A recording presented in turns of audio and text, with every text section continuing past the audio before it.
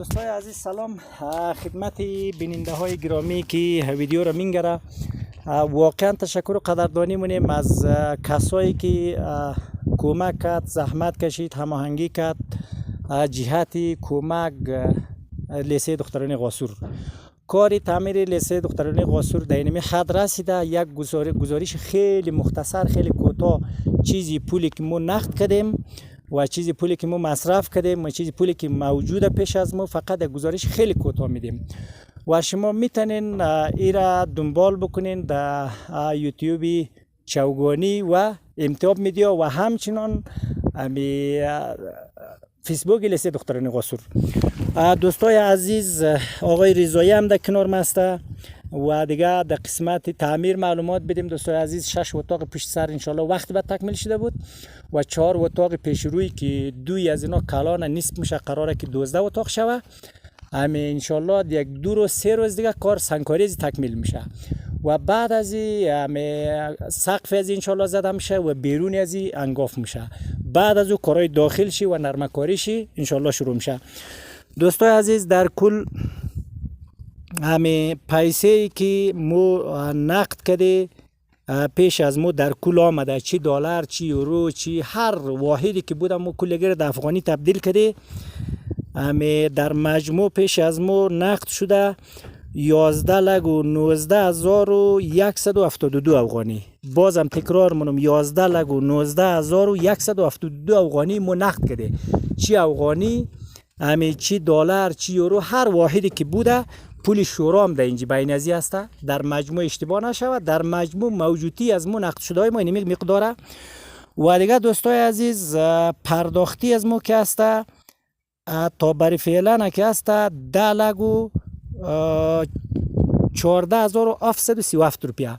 مو در مجموع چیزی که مواد خریده، چیزی که کرایه استاد داده، گرچه کرایه استاد ما یک مقدار کمتر داده به خاطر بودجه ما کمتر بوده، و مقداری که سر از مو شد او مقدار مو در استاد نداده.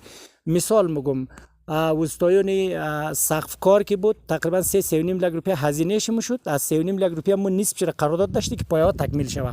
مو 1,35,000 روپیه داده، در صورتی که 1,80,000 چند هزار روپیه پیسه از اونها میشد. یک مقدار کم بود داده به خاطر بودجه کم داشتی. و برای فعلا نقدی که پیش از مو مانده، هیچ قرضداری از مواد اینا نداره. دوستای عزیز، 1,18,535 روپیه برای فعلا در کابل، نیلی و شهرستان نقده بدون پیسه ایران. پیسه ایران هم که از دوستا معلومات گرفتیم، در گروپ هم نشر کرده، تقریبا 1 لک در خانه 95,000 90,000 چون صرف تغییرات میه و تومنه او قدر موجود در ایران است. و دیگه در بقیه شهرها مثلا در امریکا و آلمان اینجا اگر پیش دوستا موجود باشه، تا هنوز او رو مدجه موجودی نگرفته. اینی بود از گزارشی که تا بری فعلا مو مصرف کرده. و دیگه یادآور شم دوستای عزیز که در مجموع مصرف نشده، چون از این خاطر مصرف نشده که مواد از مو مانده.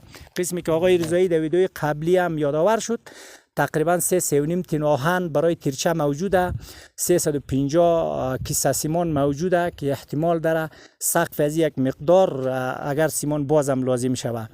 اینا یعنی چیزا موجوده و دیگه کارش انشالله تکمیل شده. فقط بعد از این پلانی است که ما کرایه استایون پرداخت بکنی و دیگه سقف زیر بریزه و همچنان بیرون از انگاف کنی. پلان بعدی ما به صورت عاجل اینمی است. بعد از او انشالله داخلش را شروع میکنیم. و با چیز دیگر را یادآور شم دوستای عزیز که یک خیر عزیز که توسط هماهنگی فیاض پیدا شده که قراره پنجره و دروازهش را در کل به عهده بگیره و باز هم ما امید داریم که خیر پیدا شود که حداقل فرش از زیر دوش رو بگیره. تا هنوز در قسمت فرش یا چوکی فرق نمونه، ممکنه که دوستا چوکی در نظر بگیره. اگر کدام کسی پیدا شود چوکی از زیر در نظر بگیره، خیلی کار خوب مونه. واقعا مردم در فقر و تنگ دستی به سر میبره. قسمی که شما میگرین ممکنه که ما از خود ساحه هم ویدیو داشته باشیم. مردم خیلی اقتصادش ضعیفه، کشت زراعت در اینجا نسبت به خانه هایی که وجود داره نیست دوستای عزیز. و همچنان در قسمت علم و دانش دوستای عزیز همه شما میدانین که واقعا پایه و اساس یک جامعه را علم و دانش تشکیل میده. اگر علم و دانش نباشه هیچ چیزی در جامعه وجود نداره. و بعضی دوستا در کمینا اعتراض مونه میگه اینجا دخترانه مکتبی دخترانه بنده هیچ سودی نداره کار. از دوستای عزیز به این رقم فکر نکنیم. ما هر کس به امید زندگی منه یک مسئله دوم بدونی یک قشر که او خانوما باشه هیچ وقت ما پیش نماریم. انشالله ما امید داریم 100% مشکل انشالله حل میشه. امارت اسلامی را حل منه 2 سال پاس 3 سال پاس 4 سال پاس یا 5 سال پاس حتما باز هم خواهرها و دخترای از ما و شما راه مکتب میشه، راه پانتون میشه. انشالله این تعمیر برای 10 سال 5 سال 20 سال نیه. شما خودشون در جریان این به صورت پخته و اساسی کار شده. این 100 سال آینده مردم ای هیچ وقتی فکر نکنین که خواهرای از ما دیگه مکتب نموره. انشالله ما در امیدیم که به زودترین وقت دخترها و خواهرای از ما رای مکتب و پانتونا شوه. تشکر و سلامت باشین. باز هم در اخیر جهان سپاس از هماهنگ کننده ها، از کمک کننده ها، از کسایی که واقعا تا بری فعلا تلاش کرد، زحمت کرد در این حد رسان این تعمیره. و انشالله بعد از این متوقع داریم از خیرین گرامی که این مردم تنها نگذاره تا آخرین سنگی که در این مکتب مصرف میشه کار میشه. انشالله تا آخرین مرحله را با این مردم باشه.